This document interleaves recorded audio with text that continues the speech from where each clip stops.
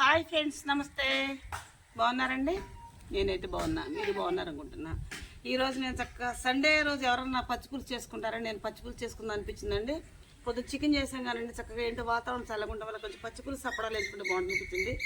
అప్పడా సంగతి తర్వాత పక్కన పెట్టండి, పచ్చిపులుసు చేద్దాం అనుకుంటానండి. ఫస్ట్గా పచ్చిపులుసు ఈరోజు మన రవ్వల మీద కాల్చి పచ్చిమిరకాయలతో నేను పచ్చిపులుసు చేద్దాం అనుకుంటున్నానండి. ఈ పచ్చిమిర్చి చక్కగా రవ్వల మీద కాల్చిన తర్వాత ఈ ఉల్లిపాయలు మొత్తం నీట్గా శుభ్రంగా పొట్టు తీసేసి కడిగి ముక్కలు కోసుకున్నామండి. దీన్ని ఇది చింతపండు ఉంది, దీనికి కాసిన గల్లుప్పు, పసుపు, కొంచెం నేను పంచదార వేస్తాను, టేస్ట్ ఉంది, పంచదార, వాటరు, కత్తిపీట. ఇప్పుడు పచ్చిమిరకాయలు మనం చక్కగా పొయ్యిలో రవ్వల మీద కాల్చుకుందామండి.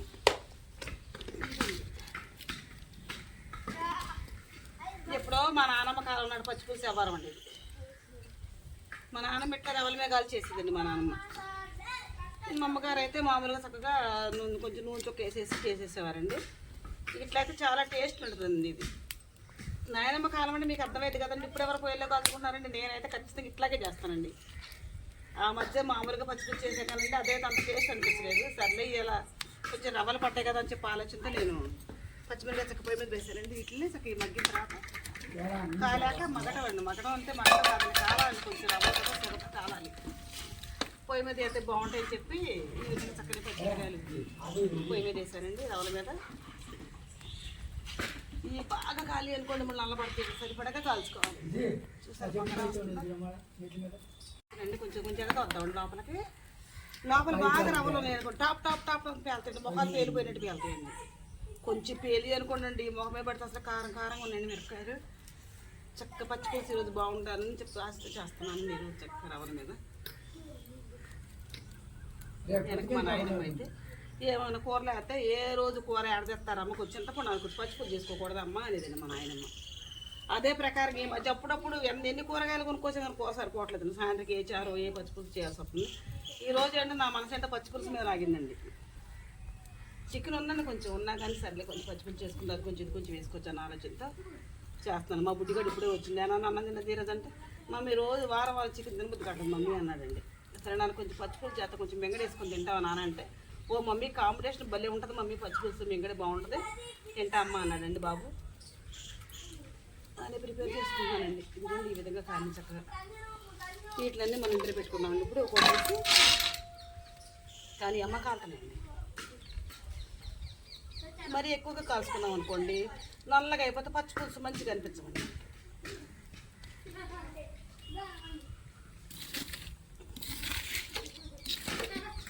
రండి కొంచెం మసుకులు ఇట్టేవరండి, క్లాత్ ముక్క ఇట్టేవండి. కొద్దిగా ఈ మిరపకాయల మీద కొంచెం బూడుతుంది ఉడుతో, క్లాత్ పచ్చిపులుసు బూడిది ఉంటాయండి.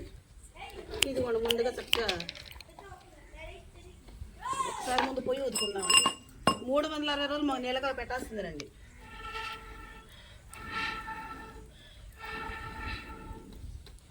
జోరున వర్షం వచ్చినా నేను నీళ్ళగా పెడతాను. నాకు హీటర్ అయితే పెట్టను, హీటర్లు అయితే ఉన్నాయండి ఇంట్లో, పెట్టాను నేను.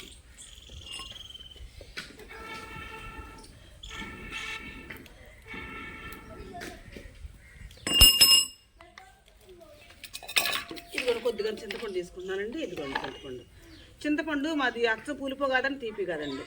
ఇది కొద్దిగా ముక్కలు వేసేసుకొని చక్కగా కొంచెం వాటర్ వేసి నానబెట్టుకుని తొందరగా నానబెట్టండి.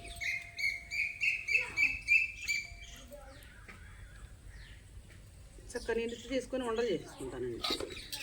ఇదిగోండి వాటర్ చక్కగా చింతపండు నానబెట్టుకుందామండి. ఇప్పుడు నుండి పచ్చిమిరకాయలు కొంచెం బూడుతుంది కదండి, తుడిసేసుకుందాం. ఈ కాయలకి కడిగితే బాగోదండి, తుడుచుకోవడమేనండి. ఇట్లా మా అమ్మ అయితేనండి, మా నాయనమ్మ అయితే ఇట్లా పొయ్యిలో తీసి కదండి. మా అమ్మ అంటే అట్టే వేస్తారమ్మ, అట్ట చేసుకుంటారు అందండి మా నాయనమ్మ. నేను మట్టి తుడుచుకుంటానండి ఇట్లా కాయలు. ముక్కలు కొడుతున్నానండి. కాసేపు కోసేసి ఉంచుకున్నాం అనుకోండి కళ్ళమ్మ నీళ్ళు రాకుండా ఉంటాయండి. నీళ్ళలో వేసుకుంటే ముక్కలకి లాతు ఉల్లిపాయ స్టార్ట్ చేసాం కానీ ఒకటే ఏడుపండి.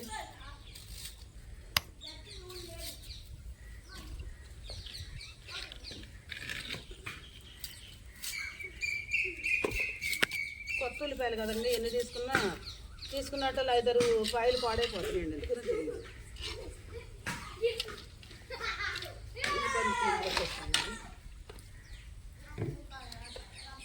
మరిన్ని ఉల్లిపాయలు వేసుకుంటే పచ్చిపులుసు చక్కగా బాగుంటాయండి. ఈ చింతపండు పులుసు కదండి, పుల్లగా చక్కగా ఇవి కూడా అందులో వేసి పిసుకుతాం కదండి. చక్క ఉల్లిపాయ ముక్కకు కూడా చక్క పులుపు పట్టి చక్కగా ఉల్లిపాయ ముక్కలు కూడా భలే ఉంటాయండి. ముద్దకి తగులుతూ ఉంటాయి ఉల్లిపాయ ముక్కలు.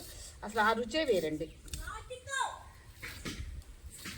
ఏంటో పచ్చిపులుసు కొంచెం గొప్పగా చెప్తుంది అనుకోకుండా, పచ్చిపులుసు అంత కూరే లేదండి. మా ఇంట్లో అందరికీ చాలా ఇష్టం అండి. అసలు పచ్చిపులుసు ఇష్టపడిన వారే ఉండరండి.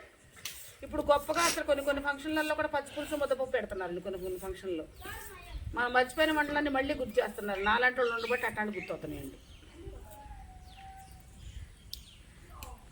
నాకు ఇదివరకు అయితే అండి ఇప్పుడు పచ్చిపులుసు అని చెప్పడం చిన్నతనంగా ఫీల్ అయ్యేవాళ్ళం అండి. మా ఇళ్లలో రోజు పచ్చిపులుసు అయినా పెద్ద పొలం అని అడిగేవాళ్ళండి. మరి పచ్చిపులుసు అంటే సాయంత్రం పూట మరి పొలాల్లోకి వెళ్తే 2 పూటలు క్యారేజ్ కడతాం కదండి. సాయంత్రం కర్రీ ఉంటుంది, మళ్ళీ సాయంత్రం ప్రత్యేకంగా ఉంటామని చెప్పి కొంచెం ఆరో పచ్చిపులుసు ఎక్కువ పచ్చిపులుసు చేస్తానండి నేను.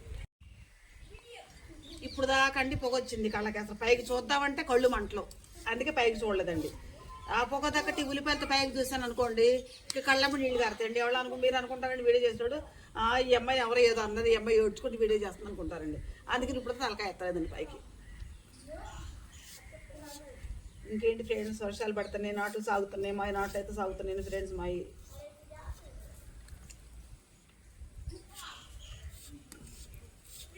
ఆషాఢ మాసం స్టార్ట్ అయింది. ఈరోజు గోరంతా పెట్టుకుందాం అనుకున్నాం ఫ్రెండ్స్. ఈరోజు కుదరలేదు. ఈ వారంలో గోరంతా పెట్టుకోండి కదా. ఆదివారం పెట్టుకుంటే బాగుంటుంది అంటారులే కానీ వీళ్ళు కొంచెం హెల్త్ కొంచెం మంచిగా అనిపించగా గోరంతా కోసే ఓపిక లేక గోరంతా కోసుకోలేదండి. మా ఇంటి గోరంతా చూపిస్తానండి మీకు రేపు నేను వీడియోలో. నా నర్సరీలో పెంచిన మొక్కలు గోరంతాతో మనం గోరంతా పెట్టుకుందామండి.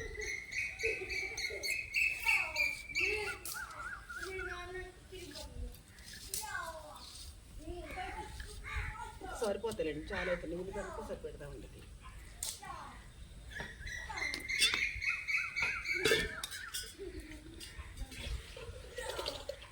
చింతపండు నానే లోపు చక్కగా మనం పచ్చిమిరకాయలు పసుపు గాలి వేసుకొని ఇచ్చేసుకుంటాం.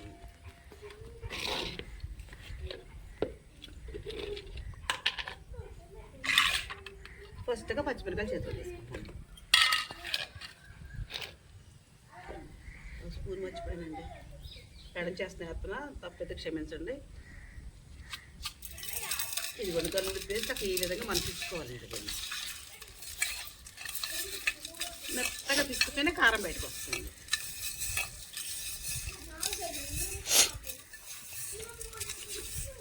చేతులు సాయంత్రం మనం స్నానం చేస్తే ఒళ్ళు రుద్దుకుంటే మనకు అసలు మనం ఇక అది ఏం ఉండదండి. ఇక మనం సినిమాలో డ్యాన్స్ రాపని డ్యాన్స్ చేసినట్టే ఉంటుందండి. ఊళ్ళో అంత మంట వస్తుంది, అంత కారం ఉన్నాయండి పచ్చిమిరపకాయలు.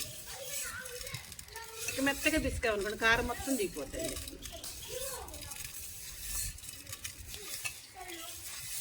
ఇది కూడా ఈ విధంగా పిసుకాను కదండి. ఇప్పుడు కాసిన ఉల్లిపాయ ముక్కలు కూడా వేసి పిసుకేద్దాం ముందు. కాలం అయిన తర్వాత మనం కలుపుకుందామండి అందులో. ఎందుకంటే ఇందులోంచి వాటర్ లాగా వస్తేనే చక్కగా ఉల్లిపాయ ముక్కల్లోంచి పచ్చిమిరకాయ ముక్కలు వేసి నీరులాగా వస్తే బాగుంటుంది పచ్చిపులుసు. ఓకే అండి, ఇప్పుడు మనం చింతపండు పులుసు పోసుకుందాం. చింతపండు పిసుకాలి కదండి.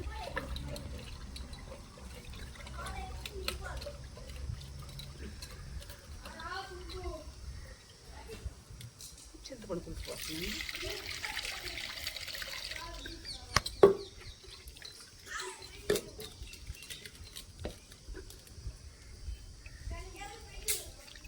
చక్కగా ఇందులో కొంచెం పందాలు వేసుకున్నాం.